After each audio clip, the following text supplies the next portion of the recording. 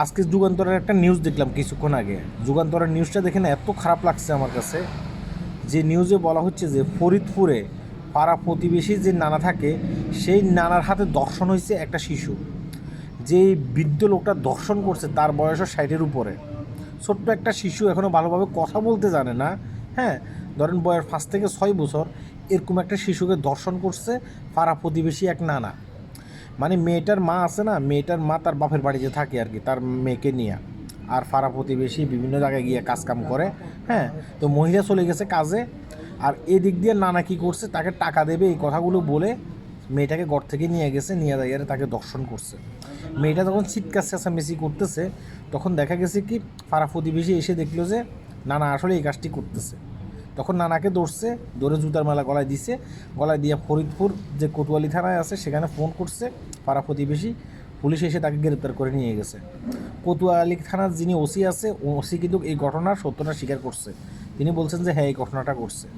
এখন আমি কেন কথাগুলো বলতেছি একটু মন দিয়ে শুনবেন।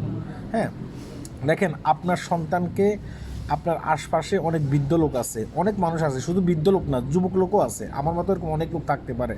হ্যাঁ, তাদের কোলে দেবেন না, তাদের কোলে দেবেন না। আপনার কাছে হয়তো মনে হচ্ছে যে আমার শিশুটা হয়তো বা ওর কোলে গেলে ভালো হবে, খারাপ কি? হ্যাঁ, আমাদের পাড়া প্রতিবেশী। হ্যাঁ, কিন্তু এভাবে দেবেন না। আপনার শিশু যখন ওর কোলে যেতে চাবে না, আপনি তাকে জোর করে আরেকজনের কোলে দেবেন না।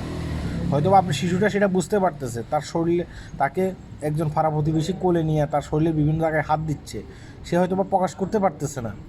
হ্যাঁ, আপনি হয়তো বারবার করে বলতেছেন না তার কোলে যাও, তুমি তার, সে তোমার নানা লাগে, সে তোমার মামা লাগে, হ্যাঁ, সে তোমার আত্মীয় লাগে, তোমাকে চকলেট দেবে। যখন আপনার সন্তান অন্য লোকের কোলে যেতে চাবে না, হ্যাঁ, তখন অন্য লোকের কোলে আপনার সন্তানকে আপনি দেবেন না।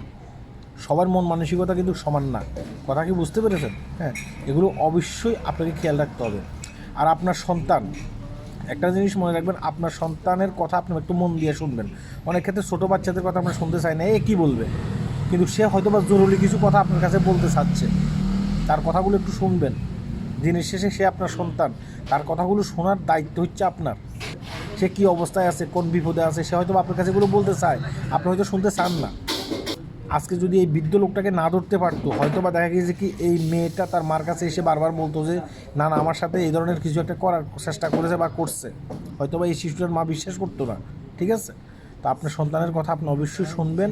হ্যাঁ, দাড়ি থাকলে, টুপি থাকলে, কিংবা একটু ভদ্রভাবে চলাফেরা করলে লোকটা যে ভালো হয়ে যাবে, কিন্তু বিষয়টা কিন্তু তা না। আপনার সন্তানের টেক কেয়ার আপনাকেই করতে হবে। আশা করি কথাগুলো বুঝতে পেরেছেন। হ্যাঁ, আল্লাহ হাফেজ।